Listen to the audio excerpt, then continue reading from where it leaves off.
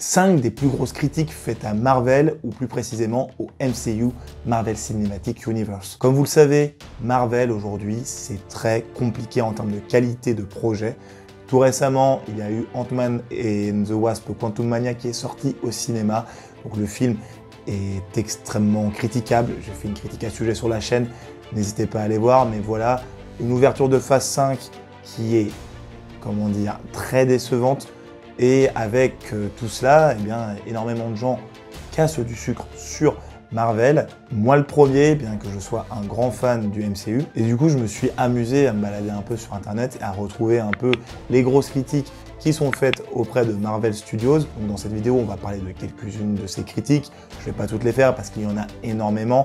Mais je me suis dit que j'allais en sélectionner 5 et qu'on allait tout simplement débattre dans cette vidéo donc sur ces différentes thématiques. Et j'essaierai de donner des arguments pour et des arguments contre ces différentes critiques-là, en vous donnant bien entendu mon avis là-dessus.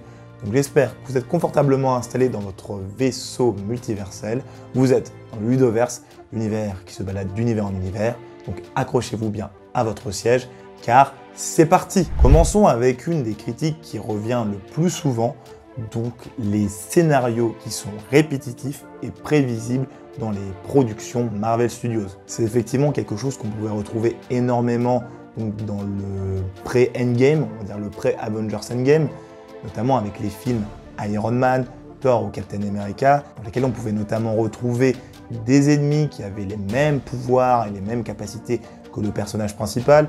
Ça, on pouvait aussi le ressentir dans des films plus récents, parce que là, je pensais donc avant à Iron Man 1, où il y avait donc Iron Man qui affrontait Obadiah Stane avec une armure, donc ils avaient chacun une armure. Bref, Captain America, c'était contre Crâne Rouge. Enfin bref, on pouvait toujours y retrouver donc le personnage principal qui à la fin allait se battre contre un grand ennemi pour pouvoir sauver la situation, etc.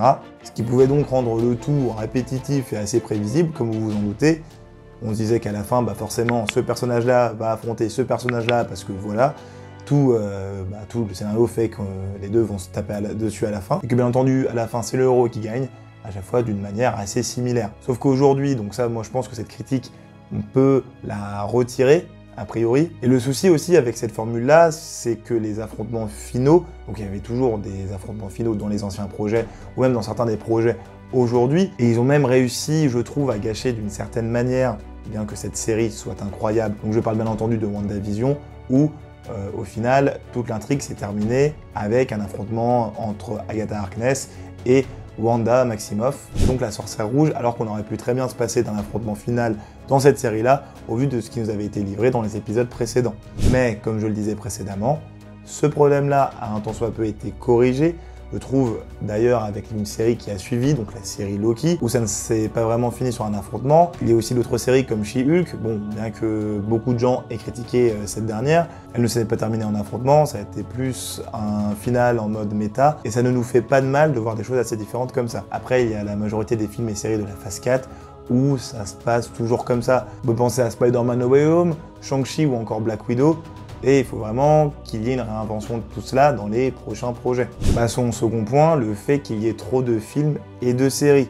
Alors ça, c'est très compliqué de contredire cet argument, parce qu'effectivement, ne serait-ce qu'avec les 3 premières phases, on était à près de 30 films au sein du Marvel Cinematic Universe, mais avec la phase 4 qui nous a introduit du coup près de 7 à 8 films, je ne sais plus exactement, et un nombre de séries qui forcément, mécaniquement, ajoute un temps de visionnage qui va être tout aussi important. Les fans aujourd'hui, pour commencer, on va dire, un marathon du MCU ou se dire qu'ils vont tout regarder, c'est extrêmement compliqué. Surtout qu'au vu de la qualité de beaucoup de projets, ce ne serait pas étonnant qu'on perde de nouveaux spectateurs qui voudraient se lancer dans le MCU, sous prétexte que les projets ne leur conviennent pas ou autre. Cependant, il ne faut pas oublier non plus que Marvel Studios, ils prennent une construction qui ressemble énormément à celle des comics, dans le sens où il y a énormément de numéros, d'issues qui sortent régulièrement, avec un nombre de personnages énorme, et personne ne suit toutes les séries, dans le sens où vous pouvez tout simplement, si vous êtes intéressé, je ne sais pas, par Iron Man,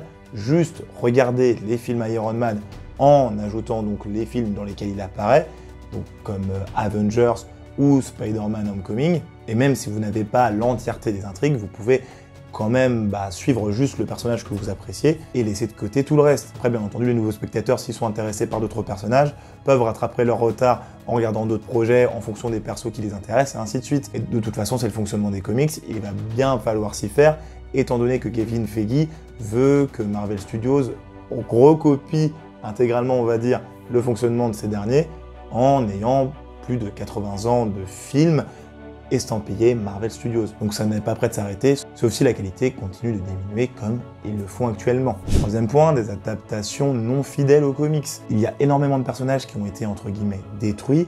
On peut penser notamment au premier mandarin qui avait été introduit dans Iron Man 3.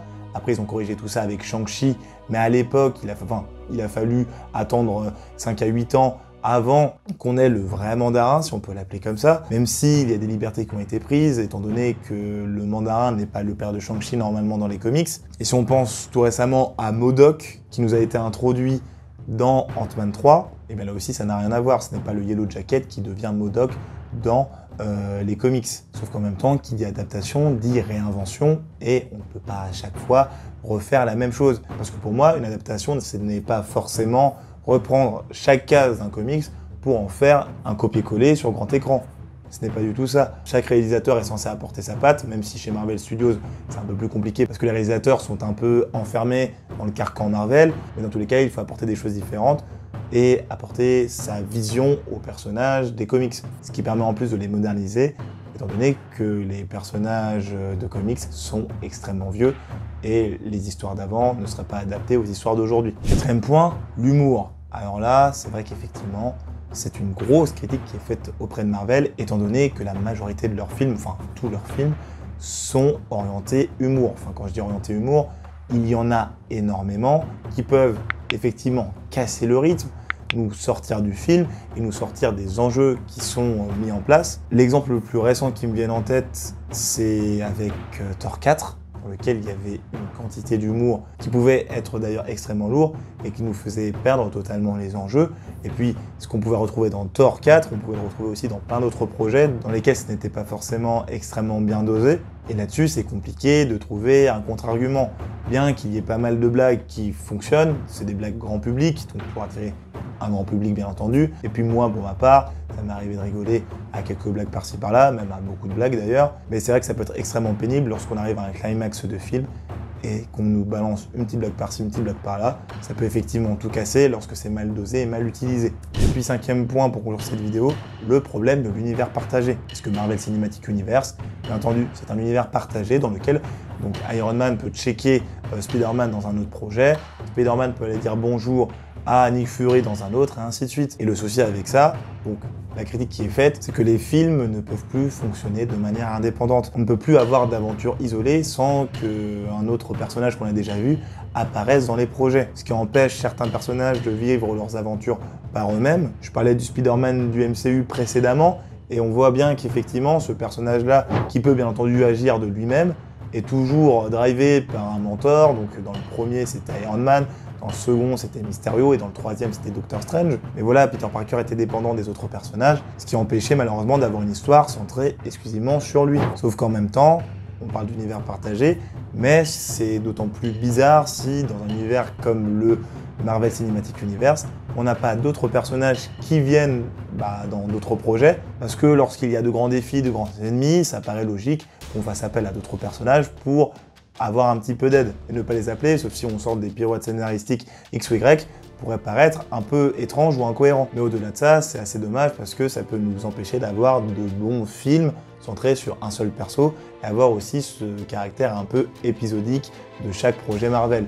Mais ça, c'est un autre défaut et j'y reviendrai peut-être dans une autre vidéo si ce concept vous a plu. Donc comme vous vous en doutez, j'ai fait 5 points dans cette vidéo-là, mais je ne peux pas tous les faire, sinon la vidéo durerait plus d'une heure. N'hésitez pas à me dire dans les commentaires ce que vous avez pensé des différents arguments que j'ai mis en avant. Si vous êtes plus pour ou contre ces critiques-là, si vous pensez qu'elles sont justes ou pas du tout, n'hésitez pas à le dire non plus, à débattre entre vous dans les coms. Malheureusement, pour ma part, je pense qu'elles ont toutes une part de vérité, même si par moments ça a son utilité, mais voilà. Au global, c'est des choses qu'il faut potentiellement corriger, bien qu'il y ait plusieurs points qui soient incorrigeables, si je puis dire. Notamment le fait qu'il y ait trop de films ou de séries, ou la dépendance à l'univers partagé.